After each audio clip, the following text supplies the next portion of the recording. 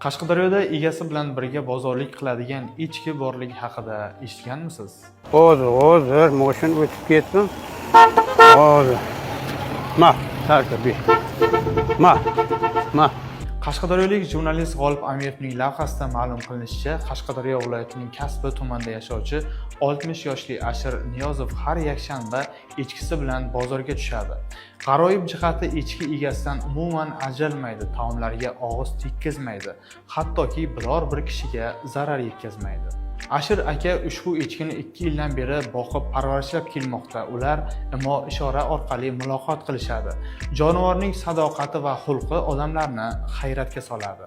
Ularning dovrug'i butun viloyatga yoyilgan, hatto ularni ko'rish uchun ataylab Kasbi tumaniga keladiganlar ham bor. Bu do'stlik inson va hayvon o'rtasidagi mehr-muhabbat timsoliga aylangan.